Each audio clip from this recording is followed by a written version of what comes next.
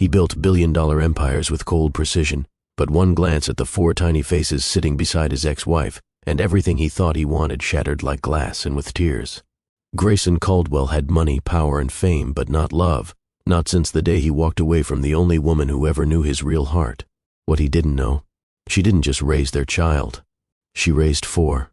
Hello, family. Before we begin this heart-healing journey, tell me, could you forgive a man who abandoned you during your darkest hour if he returned years later remorseful and willing to become the father he once refused to be? Drop your thoughts in the comments, share with someone who believes in second chances. And in case you haven't subscribed yet, here at Love and Twilights we bring you the best love stories in the world. Now let's begin. Grayson Caldwell had never fit the mold of the Southern gentleman.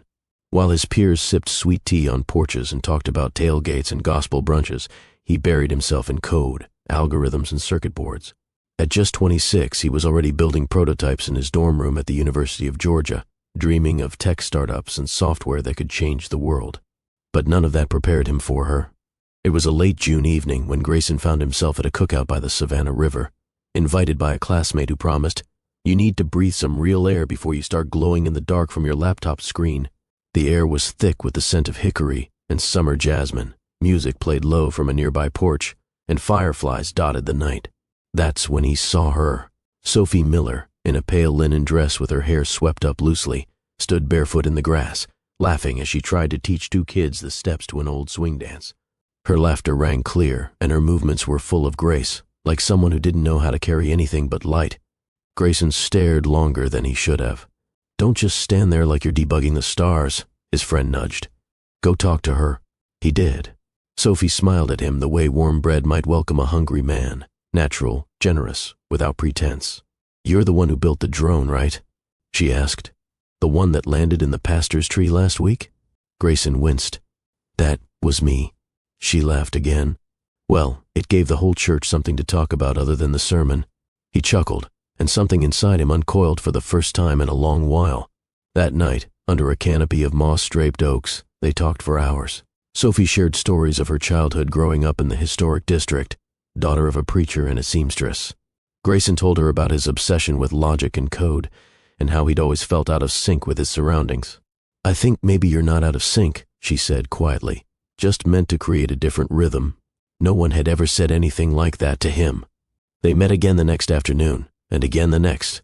They walked River Street with ice cream cones, visited the old bookshop where Sophie worked part-time, and explored abandoned warehouses where Grayson saw possibilities and Sophie saw poetry.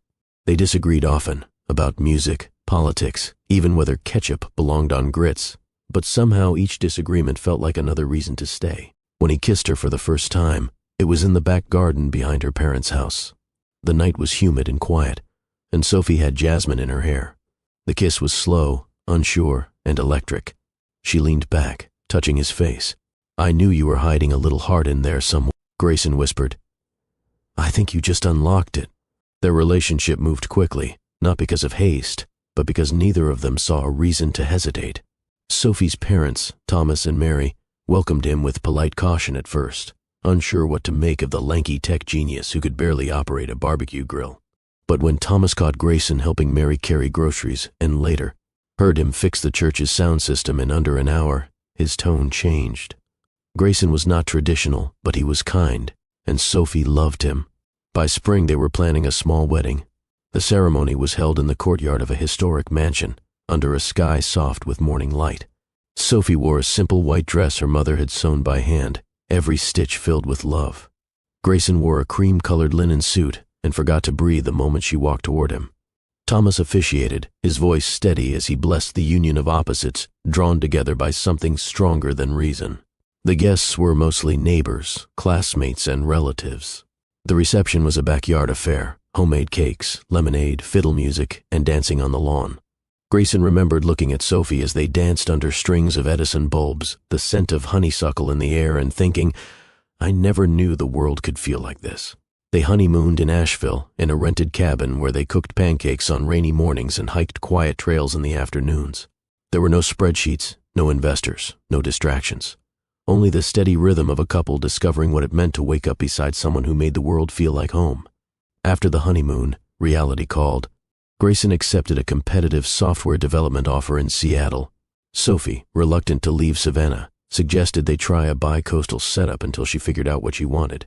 She stayed behind to support her aging parents and keep her dream of opening a textile shop alive. They promised each other they'd make it work, and for a time, they did. Grayson poured himself into building Caldwell Innovations. Sophie opened her shop downtown, selling handmade linens, quilts, and clothing that drew tourists and locals alike. They called every night. She would tell him about a child who picked out a lavender apron for her grandmother. He would tell her about a breakthrough with a new AI model. But their conversations began to drift. Sophie talked about the church needing a new roof. Grayson talked about venture capital. She mentioned a neighbor who lost her dog. Grayson changed the subject to patent applications. Their lives became parallel paths that touched only briefly, like two trains passing in the fog. Still, she believed in them. Every night, she lit a candle on the windowsill and whispered prayers not of fear, but of hope. She would trace his initials in the quilt she was making and remind herself that even distance couldn't stretch true love too far. Grayson, in his office overlooking the Seattle skyline, would stare out and wonder, was success worth this silence? Then one day, Sophie called. Her voice was soft, excited. "Grayson, I'm going to have our baby." When Sophie told Grayson she was pregnant, he was sitting alone in his office, a skyline of steel and ambition glowing outside his window. Her voice came through the phone warm, filled with awe. "Grayson, I'm going to have our baby." For a heartbeat, the world held its breath. Grayson stared at the polished edge of his desk. The word baby echoed in the silence around him like a foreign language. He didn't speak it. He didn't understand it. Not really. "You're sure?" he said after a moment, trying to steady his voice.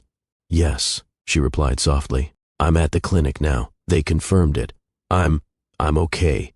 I just wanted you to be the first to know." He pressed his hand to his temple, not from anger, not from shame, but fear. It wrapped around him like ice, choking the air out of the room. He congratulated her, made a weak promise to call later, then hung up and stared into nothing for hours.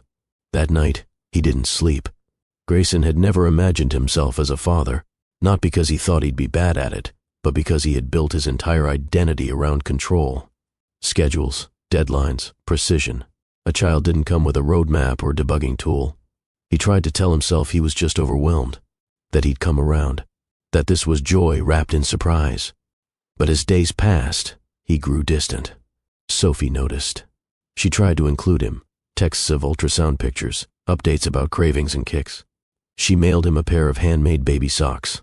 "Your future CO pilot," she wrote on the card. He replied with emojis and half-hearted reassurances.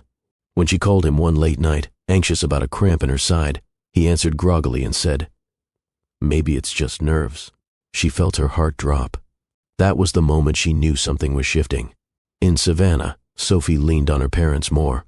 Her mother cooked nourishing meals and rubbed her back with lavender oil. Her father, once skeptical of Grayson's ways, bit back his "I told you so" and instead showed up with sweet tea and gentle humor. Still, Sophie hoped. She hoped Grayson would surprise her, that he would fly in, wrap her in his arms and say, "I'm ready. Let's do this together." Instead, he showed up unannounced and early. It was a muggy September afternoon. Sophie had just finished folding tiny clothes, her belly now firm and visible beneath a cotton shirt. The house smelled of baby powder and candle wax.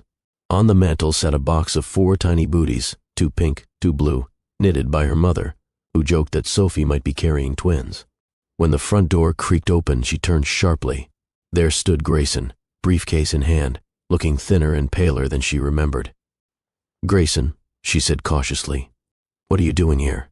"I needed to talk to you," he said, stepping in. He glanced around the home, as if it belonged to a stranger. "I flew in this morning." Sophie gestured to the living room. "You could have called." He looked at the booties on the mantel and visibly flinched. She followed his gaze. "My mom made them," she said, smiling nervously. "Just in case it's a boy or a girl. Or both."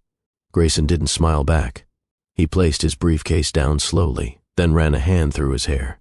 "Sophie," he began, This isn't easy." She felt it before he said another word. "What do you mean?" she asked, her heart racing. "I don't think I can do this," he said quietly. The room went still. Do what? This parent thing, he said, almost whispering. I thought I could. I thought I'd feel different. But I don't. I'm not built for this, Sophie. She stepped back, disbelief flooding her face. You're not built for this? I've got investors, a company to run. Everything's moving so fast. I'm barely holding it together as it is. She blinked at him. We're having a child, Grayson. I never wanted kids, he said bluntly. You knew that. I knew you were scared, she snapped. But I thought love meant we grow together. I'm not the man you think I am. Sophie's lip trembled. Then who are you, Grayson? Because I've been carrying your child for 5 months and I don't even recognize you. He turned away from her, unable to meet her eyes. It's better if we end this now. Before we bring a child into a broken foundation, you think walking away will fix this? I think it's kinder than pretending. The pain hit Sophie in waves, confusion, then anger, then raw betrayal. You made vows to me. You said forever. He didn't answer. She pressed a hand to her stomach. I gave everything to you. I left my shop for you. I prayed for you. And now you're just done? I'm sorry, he said, and for once, she believed he was. But that didn't make it hurt any less. He picked up his briefcase. You're running, she said. He paused at the door. I hope whatever you're chasing out there, she whispered, is worth the family you just left behind. Then she closed the door behind him, slowly, as if sealing a memory. That night, Sophie lay awake in her old bedroom. Her father sat by her side with an open Bible, not preaching, just being present. She cried until the pillow was soaked. Her mother brought her tea she couldn't drink. And still, the baby inside her kicked, reminding her that life wasn't done with her yet. 3 days later, she returned to the clinic for another ultrasound. She didn't expect what happened next. The technician frowned, clicked through images, and then stepped out to fetch a senior nurse. Sophie's chest tightened. When they returned, the nurse said gently, Ms. Miller, it appears there's been a mistake. You're not having one baby. Sophie's heart pounded. Twins? The nurse smiled, eyes wide. You're carrying 4. Time stood still. 4? She repeated. As in 4? Yes, ma'am. Quadruplets. Her hands flew to her belly, trembling. The nurse placed a printout in her hand, showing 4 distinct heartbeats. It's rare, but they're strong. Sophie stared at the grainy image, the storm of emotion inside her too big to contain, fear, joy, disbelief. Tears fell freely. She whispered into the room. I'm not alone. Outside, the magnolia trees bent in the wind, as if bowing to her strength. The weeks that followed Sophie's quadruplet revelation were a blur of logistics, shock, and whispered prayers. She'd walk through the house at night, one hand on her belly, murmuring lullabies she barely remembered from her own childhood. 4 babies. Her mother, Mary, sat at the kitchen table with a calculator and a stack of coupons. Her father, Thomas, paced with his hands folded behind his back, murmuring scripture for strength. The Miller home became a quiet operations center, powered by love and trembling anticipation. The community rallied in quiet, fierce waves. The local women's group from her father's church brought casseroles and fresh produce. A retired seamstress from 2 blocks over donated hand-stitched onesies and bibs. Neighbors she hadn't spoken to in years offered car seats and strollers from their grown children. A midwife volunteered weekly home visits. Still, Sophie felt the loneliness like a slow-burning flame inside her. Grayson hadn't reached out again. Not a call, not a message. Nothing. The day labor began. It was storming, an early winter thunderstorm that rattled the old windows. Sophie's water broke in the hallway while folding a baby blanket. Her mother rushed to her side. Her father grabbed the overnight bag that had sat ready for weeks. At the hospital, the nurses moved with calm urgency. Quad delivery, one whispered to another, eyes wide. Hours later, the operating room echoed with tiny, defiant cries. Isabel was the first to arrive, a soft-haired girl with wide eyes and a heart monitor that beeped steadily. Next came Jackson, fists curled tightly and lungs already full of fight. Amelia followed, dainty but with a strong grip. And finally, Noah, the smallest, his cry high-pitched but insistent. Sophie wept when she held them. Not out of fear, not from pain, but from awe. They're perfect, she whispered, voice cracking. All of them. For the next 6 weeks, her world became the NICU, pumping schedules, oxygen checks, beeping monitors, whispered prayers over incubators. Each day was a marathon. Her mother rotated in to help. Her father slept in the waiting room on fold-out chairs. Sophie read to the babies, hummed lullabies, and kissed their foreheads through incubator walls. Grayson never came. On the night the babies were cleared to come home, the nurses hugged her goodbye with tears in their eyes. "You're a warrior," one whispered. Sophie smiled. "No, I'm just a mother." The house changed forever. Each room became a station, one for changing, one for rocking, one for feeding, and the kitchen turned into a mini lab of formula, breast milk, and carefully labeled bottles. Sophie rarely slept more than 90 minutes at a time. There were moments she cried quietly on the bathroom floor, then got up and kept going. Her parents remained her anchor. Thomas insisted on story time every evening, 2 kids on his lap, 2 tucked beside him. Mary took the dawn shift, letting Sophie rest an extra hour. Friends donated diapers in bulk, local businesses pitched in with care packages, and a GoFundMe started by the church kept them afloat. Sophie gave up her textile shop, but she didn't give up on herself. When the babies turned 9 months, she enrolled in nursing school part-time. Online classes at night, flashcards in the laundry room, quizzes taken on her phone while pumping. Her dream was to become a pediatric nurse. "If I can care for 4, she said, smiling to a professor over Zoom, "I can care for 100. The years moved, not quickly but fully. Each child grew into their own rhythm. Isabel, the quiet eldest, loved poetry and shadowed Sophie everywhere. She hummed lullabies to herself and always picked the softest blanket for nap time. Jackson, bold and curious, dismantled toys just to rebuild them. He once tried to fix the vacuum cleaner with leftover puzzle pieces. It worked for 20 minutes. Amelia, artistic and thoughtful, colored on walls, furniture, and even herself. When scolded, she explained, "It's a mural, for the family." Noah, the youngest, had a laugh that turned heads and a fearlessness that made Sophie's heart skip beats. He liked to run, fast and wild, chasing butterflies or nothing at all. Together, they filled the house with chaos and magic. One afternoon, Sophie sat in the backyard watching them chase bubbles. Her hands rested on her knees, a rare moment of stillness. The sky was pink with dusk, and the breeze carried the scent of honeysuckle again. Her father joined her, easing onto the old swing. "You've done well, baby girl," he said. "I'm tired," she admitted. "You're still shining." Sophie looked at her children. "Do you think he ever wonders about them?" Thomas exhaled slowly. "If he has a soul, he does."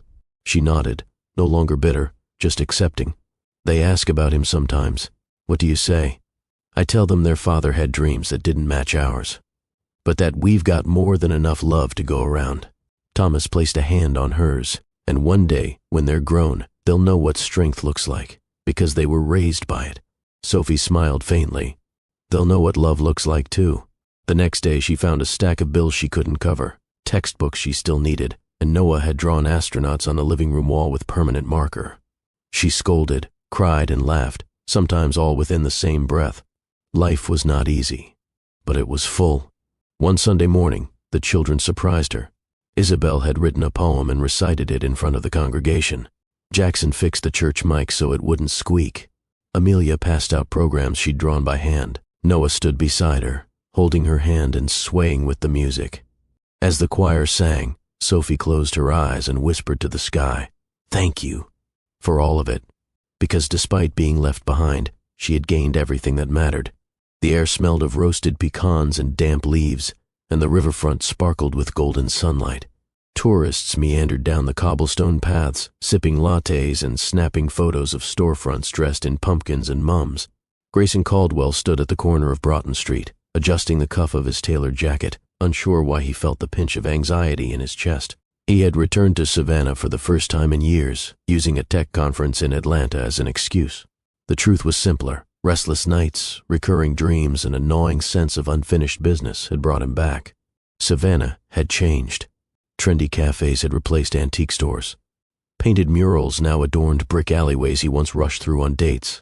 But some things remained untouched, like the bent iron fence near Sophie's old textile shop, now boarded up, its windows dusty. He stood outside the rusted lantern cafe, blinking against the sun. He was supposed to meet his old college friend Mark, but he was early. The bell above the cafe door chimed as he stepped inside. The warmth hit him first. Coffee, vanilla, and cinnamon. The place buzzed with quiet chatter. Then he saw her. At a corner table sat a woman with golden brown hair tied in a loose braid. She leaned forward, feeding small bites of pancake to a chubby-cheeked toddler in a blue hoodie. Two other children, a boy and girl, sat nearby, sharing a plate of scrambled eggs and whispering jokes.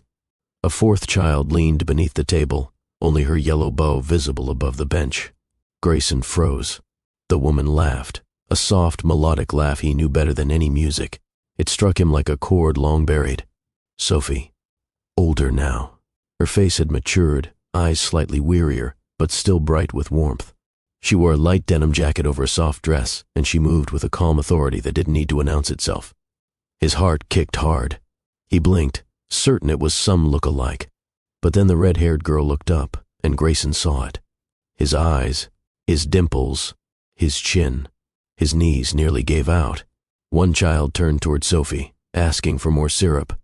Another tried to balance a fork on his nose. They were chaotic, beautiful, alive, and they were his. Grayson stepped forward on instinct. He paused only when Sophie caught his reflection in a spoon and turned. Their eyes met. Time fractured. The sounds of the cafe faded, muffled by the thud of memory and emotion crashing over both of them. Sophie's face shifted, shock, then guarded tension. She stood slowly, positioning herself between the children and him. "Grayson," she said, voice steady but cool. "Sophie." He breathed. "Hi." The little girl with the red hair looked up at him. "Mommy, who's that?" Sophie placed a hand gently on the girl's shoulder. "Just someone I used to know." Grayson cleared his throat. "Can we talk, please?"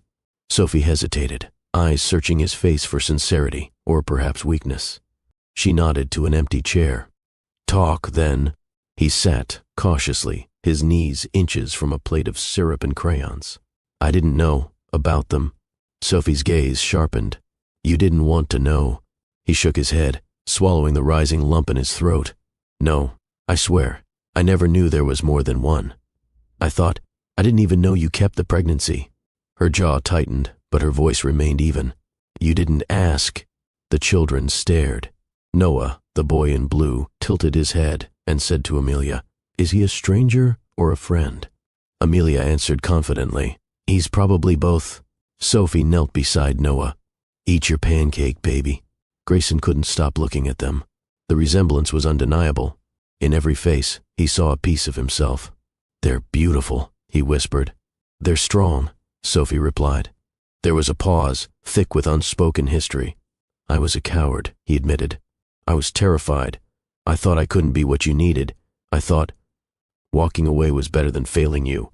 Sophie's hands trembled slightly, but she kept feeding the children. "And in doing so, you failed anyway." Grayson looked at Isabel, who sat with perfect posture, carefully slicing her toast. "What are their names?" Sophie didn't look up. "Isabel, Jackson, Amelia, and Noah." He repeated them softly, as if trying to etch them into his bones. "I never stopped thinking about you," he said finally. "But I didn't think I had a right to come back." "You didn't," she replied quietly. "But you're here now." Noah climbed onto her lap, resting his head against her chest. Amelia offered Grayson a crayon and asked, "Want to draw?" Sophie's gaze didn't soften, but she allowed a hint of a breath. "They don't know who you are," she said. "They've grown up loved, protected." Grayson nodded. "And I won't take that away. I want to understand, and if you'll let me, I want to be part of their lives." Sophie looked at her children, her world, her every heartbeat. Then she looked at the man who'd missed it all. "Why now?" she asked. "Because I saw you," he said, "and I saw what I could have been a part of. And for the first time, I realized what I lost." She said nothing. A long silence passed before she added, "We can talk, but not here. Come to the riverfront later, after school pickup." He nodded, voice nearly gone. "Thank you." Sophie turned back to the children, guiding them through napkin cleanups and backpack gathering. As she stood to leave, Isabel reached for her hand, and Noah reached for the other. Before they walked out, Sophie glanced back once. Grayson was still seated, staring at the spot where she'd been. The river glistened beneath the setting sun, as if it were holding its own secrets. Grayson stood at the edge of the waterfront, hands tucked into the pockets of his gray jacket. A soft breeze moved through the trees, carrying with it memories of laughter he'd once known. Long walks under mossy branches, the scent of jasmine, Sophie's voice in the quiet. This place hadn't changed, but he had. Behind him, footsteps. He turned. Sophie walked toward him, her dress swaying just below her knees, a jacket pulled snug across her shoulders. The children were not with her. Her expression was unreadable, composed, cautious, but not closed. "You came," she said simply. "I said I would." For a few moments, neither spoke. The river whispered nearby, filling the silence with a strange kind of comfort. Sophie stepped beside him, not close, not far. "You said you didn't know," she began, watching the water. "About the babies, about what came after?" Grayson nodded. "I swear I didn't. I thought you'd moved on, that you wanted me out of your life for good." She tilted her head slightly. "I did. For a long time." He looked at her. "And now?" She sighed. "I'm not sure, but I do know the kids deserve the truth, and maybe I do too." Grayson nodded again. "Thank you for giving me a chance." "Don't thank me yet," she replied. "I'm still not sure what this is." They walked, past the old bookshop, past the quiet bench where he once kissed her cheek the week before proposing. Memories floated up like lanterns, warm and distant. "I was angry for years," Sophie said suddenly. "But mostly I was disappointed, not just in you, in myself, for believing you'd choose us." He lowered his eyes. "You were right to be angry. I don't want an apology," she added. "I want honesty. I want to know what changed. Why now?" Grayson paused, then answered truthfully. "I got everything I thought I wanted. Awards, articles, my name on buildings. But every night, I came home to silence. No laughter, no tiny feet running around, no reason to slow down." He looked at her. "And then I saw you, with them. And I realized I've been starving, Sophie, for years, and I didn't even know it." They stood quietly again. Sophie touched the railing with both hands. "They're good kids. Isabel reads books way above her age. Jackson can dismantle anything mechanical and fix it better. Amelia's already selling her artwork at school. And Noah, he'll be a doctor." He patched a neighbor's scraped knee and asked for payment in gummy bears. Grayson chuckled softly. "I'd give him a whole box." "You missed everything," Sophie said, turning to him. "First steps, first words, fevers, nightmares, school projects, hugs, the hard days and the beautiful ones." "I know," he whispered, "and I'll never get them back." Sophie watched him, waiting for the usual defensiveness, the excuses. None came. "I don't expect forgiveness," he added, "but I'm here now. And I'm staying, not just for them, for you too. If you'll let me." Her eyes shimmered in the fading light, but she didn't blink. "Do you know what trust is, Grayson?" she asked. He nodded faintly. "It's what I lost." "No," she said. "It's what you gave up." They kept walking. At the playground just beyond the bend, 4 voices rang out. "Mommy." The children ran toward her in a blur of color and energy. Jackson got there first, breathless. Noah fell, but then Amelia made him laugh, and Isabel found a feather. Isabel held up the feather like a sacred object. "It's from a hawk, I think." Sophie crouched down. "That's wonderful, baby. Where's the feather now?" "In my hair," Isabel whispered. "Like yours." Sophie smiled and kissed her head. Grayson watched, hands frozen at his sides. Noah stumbled toward him, scraped knee and all, holding a juice box. "Hi again, mister," he chirped. Sophie rose. "This is Grayson," she said gently to the kids. He was a very important part of my life a long time ago." Jackson tilted his head. "Like a prince who went away." Grayson crouched, his throat tight. "More like someone who got lost and took too long to find his way back." The children exchanged glances. Isabel stepped forward, serious. "Did you know about us?" "No," Grayson replied honestly. "But I wish I had." Noah handed him the juice box. "You can hold this if you want." Grayson took it, careful not to squeeze it. "Thank you." Amelia tugged on his sleeve. "Do you like pancakes?" "I do," he said. She nodded thoughtfully. "You can sit with us next time, if Mommy says yes." All eyes turned to Sophie. She gave a single nod, slow and cautious. "That'd be nice," she said. Later that evening, back at the house, Grayson sat on the porch steps while the kids played inside. Sophie brought out 2 mugs of tea, just like old times. The porch light cast a warm glow on her face. "Your mother's coming by in the morning," she said. And she'll probably give you a hard time. I deserve it. Sophie sipped her tea. So, what do you want from them? Nothing, he said. Just the chance to be part of their lives, to know what makes them laugh, to show up for them, to listen. She looked at him, long and hard. And from me? He swallowed. A chance to prove I'm not the same man who left. She didn't reply right away. Instead, she looked toward the living room window, where the shadows of her children danced on the curtains. You'll have to earn it, she said softly. I intend to, he replied. Inside, Noah's voice echoed, followed by giggles. Grayson smiled at the sound, and Sophie, just for a moment, let her smile follow. The thunder rolled in slow and low over Savannah one humid July night. The air felt heavy, almost swollen, and the sky bore a strange yellow hue as evening darkened into a storm. Inside the Miller household, the children were finishing their grilled cheese sandwiches while Sophie dried dishes at the sink. Her father, Thomas, stepped out to the back porch with his toolbox in hand. He had insisted on reinforcing a shaky railing before the rain came. Won't take me 10 minutes, he'd said. Sophie glanced at the time. Dad, the sky's about to open up. I'll be quick, he called back. The rain began softly, then turned hard and sudden. She was halfway through folding kitchen towels when something felt wrong. She heard nothing, not even footsteps on the porch. Dad? She called. No answer. Daddy? She ran outside. Thomas lay on the porch, tools scattered around him.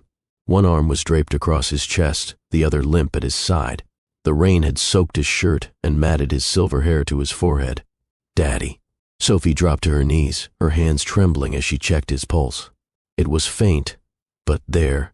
She screamed for the children to stay inside and grabbed her phone. 911, please. My father, he collapsed. Within minutes, the ambulance arrived. Red lights bathed the walls of the house in an eerie pulse as the EMTs loaded Thomas onto a stretcher. Sophie held his hand as long as they allowed, whispering through tears, Hold on. Please hold on. As they pulled away, her mother's car skidded to a stop in front of the house. Mary ran to Sophie, her hands already reaching. Go with him, she said. I'll stay with the kids. Sophie nodded and jumped into her car. At the hospital, the hallways were too bright and too quiet. Sophie sat hunched in a vinyl chair, hands clenched in her lap, staring at the door to the emergency room. Then a voice cut through her daze. I came as fast as I could. She looked up. Grayson. He was windblown, drenched, still wearing the same clothes he'd left the office in. His tie was loose, his eyes dark with worry. Mary called, he added, stepping closer. Sophie didn't respond, but she didn't tell him to leave. Instead, she let him sit beside her in silence. I'm here, he whispered. You're not alone. Time crawled. Nurses came and went. Sophie pressed her fists against her mouth and fought back sobs. The sound of heart monitors and intercom announcements filled the air. Finally, a doctor appeared. He's stable, she said, offering a small smile. It was a mild cardiac episode. We're keeping him overnight, but he'll recover just fine. Sophie sagged in her chair, her entire body giving way to the weight of relief. She closed her eyes, whispering a shaky, Thank you. Grayson touched her shoulder. You did everything right. She turned to him, her expression raw. I thought I was going to lose him. I know. The nurse returned and guided Sophie to Thomas's room. Grayson followed silently, not asking questions, not pressing. He stood in the corner as Sophie sat by her father's bedside, gently brushing damp hair from his forehead. Thomas opened his eyes slowly. You crying again, girl? Sophie let out a tearful laugh. Not anymore. You called him? Thomas asked, nodding toward Grayson. Sophie shook her head. Mom did. Thomas looked at Grayson for a long moment. Then he nodded once. Good. That night, after Thomas was settled and sleeping, Sophie and Grayson sat in the hospital's family room. The storm had quieted. The windows were fogged from the humidity, and the fluorescent lights above gave everything a dull glow. Sophie hugged herself tightly. I thought I was done with this kind of fear, she murmured. You're never really done, Grayson replied. Not with the people you love. She looked at him. I loved you once. More than anything. He met her eyes. I never stopped. She shook her head. Don't say that. Not now. I need to say it, he said gently. I've done 1,000 things wrong, Sophie, but coming back was the first thing that felt right in years. And sitting here with you, I know now. I'm not leaving again." She stared at him for a long time. Her expression softened. Not forgiveness, not yet, but a recognition of truth. "You held my hand when I was about to fall apart," she whispered. "Even when you had every reason not to." He leaned forward. "That's what family does." She hesitated, then reached out and placed her hand on his. "I want to believe you," she said. "I'll spend the rest of my life making sure you can." A silence followed, deep and calm. Sophie wiped her eyes and leaned her head against his shoulder. One storm at a time. Back at the house the next morning, the rain was gone. Dew clung to the grass, and the sky had cleared into a soft blue. The children tiptoed around their grandfather's empty chair, drawing cards and coloring hearts. When Thomas returned home later that afternoon, they showered him with hugs and glitter. Grayson stayed through it all, quiet, helpful, present. He carried groceries. He took the trash out. He read to Noah at nap time and fixed the leaky faucet in the kitchen. That night, as the house settled into sleep, Sophie stepped out onto the porch. Grayson followed, coffee mugs in hand. She looked up at the stars. "You're not who you used to be." He stood beside her, humble. "Neither are you." They didn't kiss. Not yet. But when he said goodnight, Sophie's voice was softer. "See you tomorrow?" He smiled. "Every day you'll have me." Grayson arrived early that morning. The sun was just beginning to stretch its golden arms across the rooftops, and birds chattered in the trees as he knocked on the miller's front door, holding a box of muffins and a quiet determination. Sophie opened the door in an oversized shirt and messy bun, blinking sleep from her eyes. "You're early." "I wanted to beat the chaos," he said, holding up the box. "Peace offering?" She glanced at the baked goods, then at him. "They better have chocolate chips." "They do." A beat passed. Then she stepped aside. "Come in." Inside, the day was already stirring to life. Jackson was racing a remote control truck down the hallway. Isabel was humming as she packed her backpack. Amelia sat at the table sketching a comic strip, and Noah was trying to stick cereal to the dog.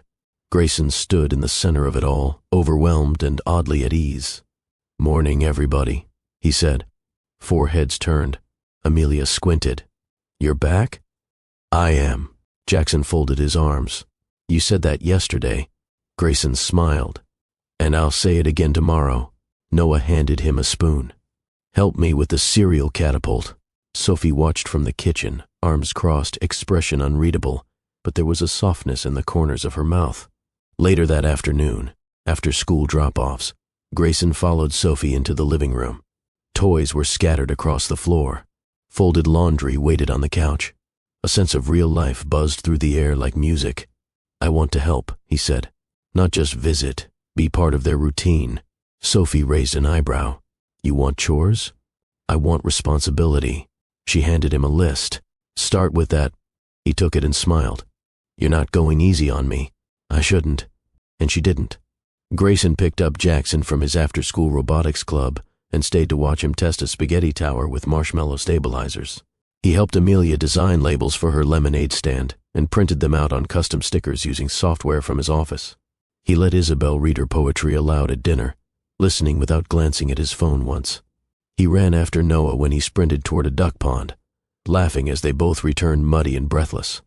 With each day, the wall between him and the children thinned. They began calling him Grayson without flinching. Then came the first time Noah called him Dad. They were baking cookies together. Noah spilled flour on the floor and looked up sheepishly. "Sorry, Dad." The word hung in the air, suspended like magic. Grayson blinked. "What did you say?" Noah shrugged. "You're my dad, right?" His chest swelled with something almost unbearable. He bent down, swept the boy into his arms and whispered, "Yes, I am." The milestones followed like dominoes. Grayson taught Jackson how to code a simple app. He built a treehouse with Thomas, slowly, carefully, under the watchful eyes of 4 little foremen. He sat through PTA meetings and volunteered at the school fair. He got booed in the dunk tank and loved every second. He took each child on solo outings, a poetry cafe with Isabel, a hardware store trip with Jackson, an art museum with Amelia, and a visit to the fire station with Noah, who asked 52 questions and took home a plastic badge. Each time, Sophie watched from the sidelines, cautious, but hopeful. One night, after all the children were asleep, Grayson helped her clean the kitchen. "Thank you," she said softly. "For what?" For being here." He paused. "I'm not going anywhere." She nodded. Then, after a long breath, she said, "I started to forget what it felt like to have someone stand beside me." Grayson stepped closer. "Then let me help you remember." She didn't move away.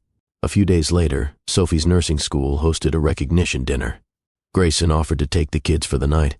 She hesitated. "Alone?" He nodded. "I'll text updates every hour." She exhaled. "Okay."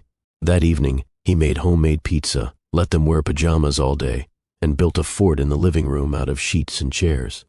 He read stories with sound effects, helped with a lost tooth crisis, and fell asleep with Jackson curled at his side. At 2 a.m., he woke to find Isabel draping a blanket over him and whispering, "Night, Daddy." He didn't sleep after that. He just lay there, overwhelmed by the weight and warmth of being needed. The next morning, Sophie returned. The house was a mild disaster. Flour on the floor, sock puppets on the chandelier, one child asleep on the staircase. She surveyed the scene. "Did you survive?" Grayson appeared from the kitchen with a spatula in hand. "Barely. But I made pancakes." She stepped closer. "You know they're going to remember this, right?" He smiled. "I hope so." She tilted her head. "You're really doing this?" "I told you. Every day." She studied him. His eyes were tired but bright. His hands bore traces of syrup. His heart, she could see, was finally wide open. That evening, as the sky turned dusky purple, Sophie invited him to stay for dinner. The children cheered. They sat around the table, laughter weaving through the room like a thread. Sophie caught his eye and smiled.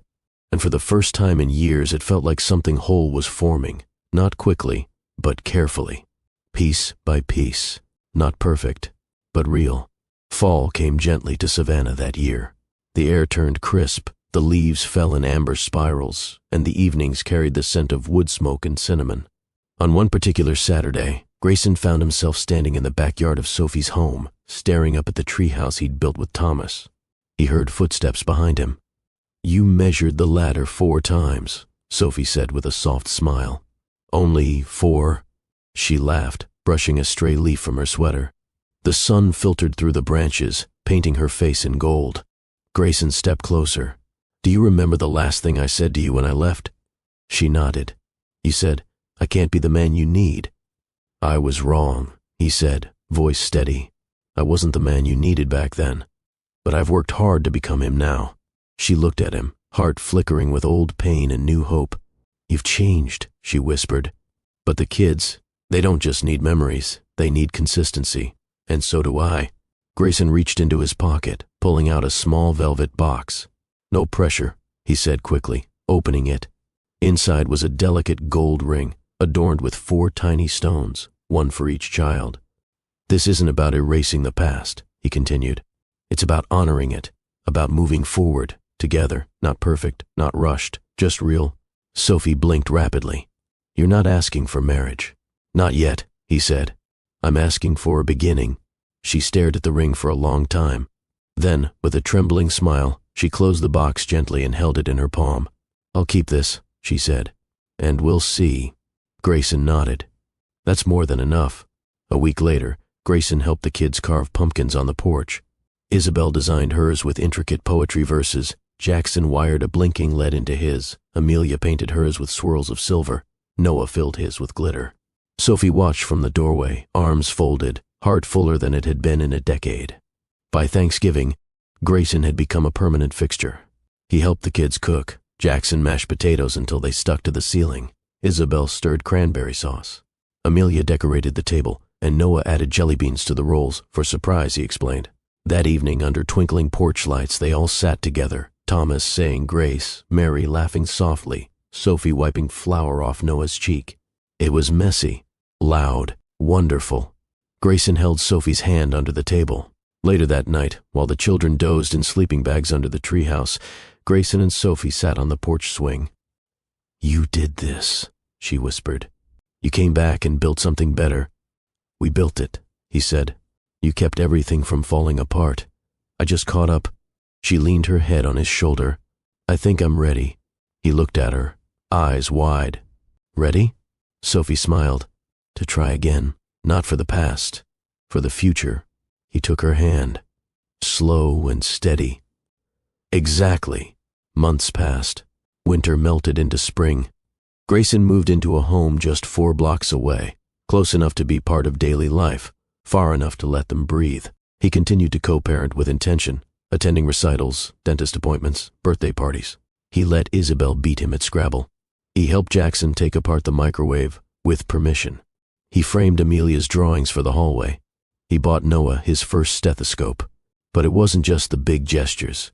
It was the quiet things. Lunches packed, notes left on the fridge, hugs before bedtime, and always showing up. One early summer morning, Sophie stood at the kitchen counter flipping pancakes as sunlight poured in through the windows. Grayson entered, carrying a sleepy Noah who had wandered into his house overnight and refused to leave. Sophie turned. "Good morning." "Morning," he replied, setting Noah down gently.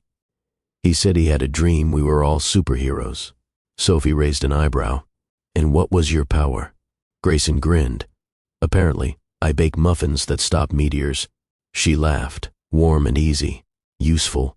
Isabel entered next, followed by the others, filling the room with clatter and chatter. Breakfast was loud, syrupy, and chaotic. Grayson sat in the middle, helping pour juice and butter toast. Sophie leaned against the counter, arms folded, watching her life pulse around her.